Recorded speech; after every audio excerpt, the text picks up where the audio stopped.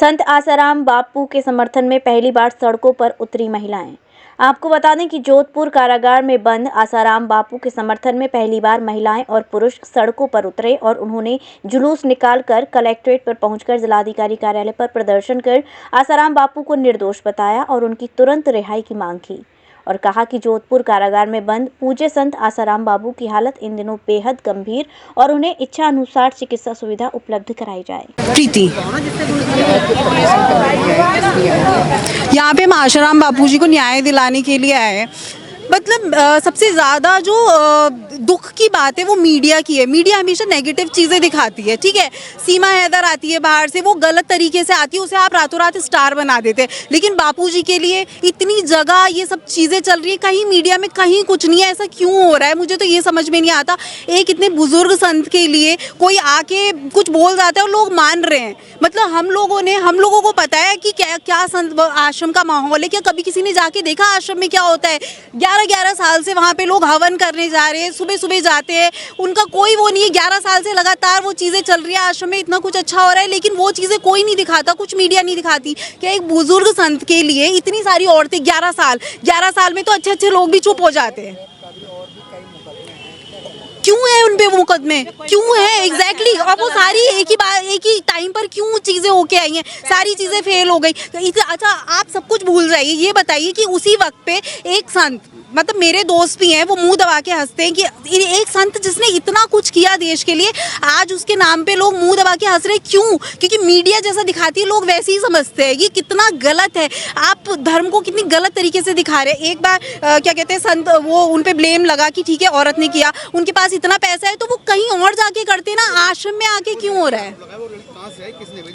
वो लड़की पहली बात तो वो लड़की, अगर ये चीज जोधपुर में हुई थी तो ये केस दिल्ली में रजिस्टर क्यों हुआ? सबसे बड़ी बात तो ये है, क्योंकि दिल्ली में पेरोल लगता, वहाँ पे कुछ हो सकता था उनके अगेंस्ट में। सबसे बड़ा चीज तो ये है। दूसरी चीज, वो लड़की जोधपुर की भी नहीं थी, वो लड़की कहीं और से उठ के आई थी। शाहजहांपुर की लड़की जोधपुर में जाती है, दिल्ली में केस रजिस्टर होता है। किस बेस पे सजा बोलिए, मुझे तो ये समझ में नहीं आता। एक लॉजिक वाली बात है कि इतना बुजुर्ग संत सब बोल रहे हैं, उनके पास इतनी पावर है, तो फिर वो अपने आश्रम में ऐसा क्यों करेंगे? इतनी अकल तो किसी को भी होगी ना। हमारी मांगे सिर्फ ये है, लोग कह रहे बेल, उन्हें बेल होनी चाहिए, वो बेगुनाह है और उन्हें बिल्कुल बेइज्जत वो करना चाहिए। आप राम मंदिर, जब राम जी का समय था, राम जी को इतना टॉर्चर किया गया, अब आप राम जी को पूज रहे हो। सेम अब बापू जी के लिए हो रहा है, जब उनको आप इतना टॉर्चर कर रहे हो, बाद में आप उन्हें पूजते हो। दैट इज सो, मैं क्या बोलूं, ये तो एक्सेप्टेबल होना ही नहीं चाहिए। हम लोगों ने 11 साल वेट किया और ये हम सब लोगों की सबसे बड़ी गलती है कि हमने इतने टाइम गवर्नमेंट पे हमने रिलाय किया कि हाँ गवर्नमेंट कुछ करेगी, लेकिन 11 साल हो गए, क्या हुआ है? एक बेगुनाह संत जेल में इतने बार। संत कहीं भी रहे, संत चाहे जेल में रहे, संत चाहे कहीं भी रहे, उनकी तो मौज है। ये तो हम लोग हैं, ये तो हम लोग तड़प रहे, हमें न्याय चाहिए, हमें और लेके रहेंगे। अब बहुत हद हो चुकी है। 11 साल इज इनफ टाइम।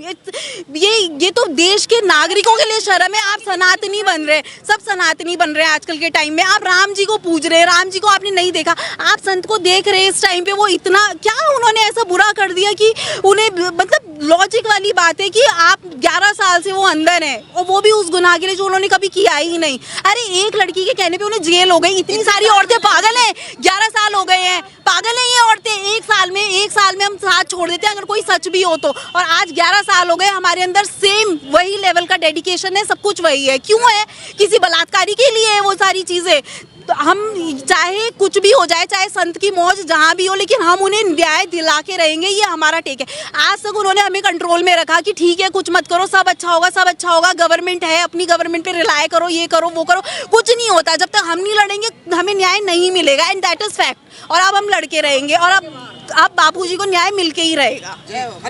हरि भाई, क्या संगठन है आपका, कहाँ पर? हमारा ये संत श्री आसाराम जी बापू आश्रम है और यहाँ जो ये प्रोग्राम है संत श्री योग वेदांत सेवा समिति की ओर से है। और यहाँ हम सभी भाई साधक भाई बहन हैं जो बापूजी के शिष्य हैं। हमारे ये अन्याय को सहते सहते अब हद हो गई है। आप देखो, ये जो हमने निकाला है, जो अभी ज्ञापन देंगे हम डीएम साहब को, तो इसमें जैसे रामायण में राम जी थे तो उन्होंने हनुमान जी को भेजा था कि सीता जी को वापस कर दो, ये प्रेम से प्रार्थना की थी कि भाई तू सीता जी को वापस कर दो, लेकिन रावण नहीं माना। महाभारत में भगवान कृष्ण ने पांडवों के लिए 5 गांव मांगे थे, लेकिन नहीं माना वो, तो उनका क्या हाल हुआ। ऐसे ही हम ये प्रार्थना करते हैं कि हमारे बापूजी 60 साल से संस्कृति की इतनी सेवा कर रही, 3 लाख से ज़्यादा अपने जो हिंदू से कन्वर्ट हो गए थे, ईसाई बन गए थे, उनको बापूजी हिंदू वापस अपनी संस्कृति का महिमा बता के वापस लाए।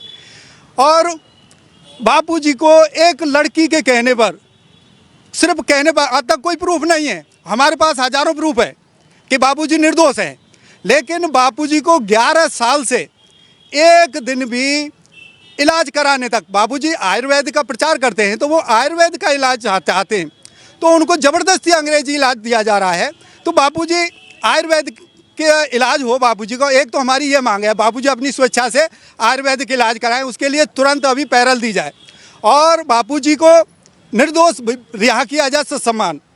नहीं तो आप समझ लो कि बापूजी के इतने साधक हैं, सबको पता है, लेकिन सब समझ रहे हैं कि बापूजी के साधक बिखर गए। बिखरे नहीं, अभी रोडों पे लाखों लोग निकल रहे हैं। अगर हमारे साधक एक संसदीय क्षेत्र में 5000 साधक ठान लें, और बापूजी ने हमारे साधकों को संस्कृति का सनातन संस्कृति का कट्टर वो बनाया है, अपनाने वाला। वो ऐसा नहीं है खुद संस्कृति अपनाता है, वो संस्कृति का प्रचार भी करता है। हाँ, एक मिनट, तो संस्कृति हमारे 5000 साधक भी अगर ठान लें कि भाई अगर हमारे बापूजी को रिहा नहीं किया तो हम 5000 साधक एक संसदीय क्षेत्र में 10 अपने साधक क्या, एक परिवार में 10 तो वैसे ही सदस्य होते हैं, 10 को तोड़ लेंगे तो 5000 के 50,000 हो जाते हैं। और 50,000 अगर विरोधी पक्ष विपरीत में डाल देंगे तो लाखों का फर्क पड़ता है। हम पूरी सरकार को बदल सकते हैं, इतने हमारे साधकों में ताकत है। लेकिन हम प्रेम से 2024 में तो नहीं है। हाँ, कि अगर हमारे बापूजी को चुनावों से पहले रिहा नहीं किया तो हम किसी भी सरकार को हिला सकते हैं, वोट नहीं देंगे। हमारे जो अगर हमारे साथ अन्याय ऐसे ही चलता रहा तो फिर साधक स्वतंत्र हैं। तो क्या माने प्रशासन ने गलत भेजा है? देखो ऐसा नहीं, हमारे जो सरकार से मांग है कि हमारे बापूजी को तुरंत रिहा करें। आरोप जो गलत लगाएंगे सही लगेंगे, ये बताइए। आरोप बिल्कुल गलत है, बताया नहीं मैंने, 100% गलत है। हमारे पास प्रूफ है। एक लड़की का कॉल डिटेल आजकल बहुत महत्वपूर्ण रखती है। 12 से 17 बीच की कॉल डिटेल गायब कर दी गई है। अब बीच में क्या उस लड़की ने कोई बात नहीं की, उसकी कॉल डिटेल हमारे पास है जो उसने बीच में बात की है। तो अगर कितना समय हो गया अब तक लगभग? बापूजी को 11 वर्ष हो गए, 11.5 वर्ष हो गई है।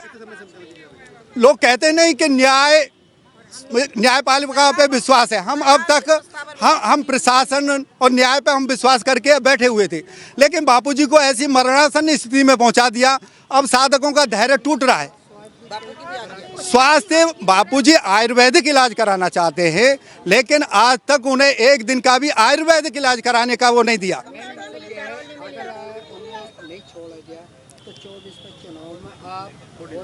हम हमारे साथ जो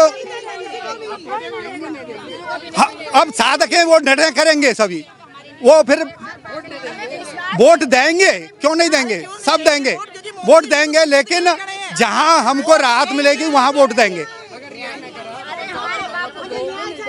वोट तो सभी देंगे, क्यों नहीं देंगे।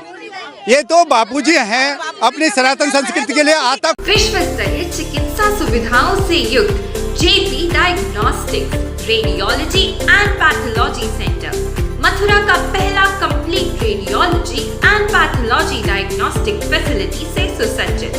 Doctor Deepak Agarwal and doctor Nidhi Agarwal, JSR tower, Govardhan crossing, NH 90, Mathura.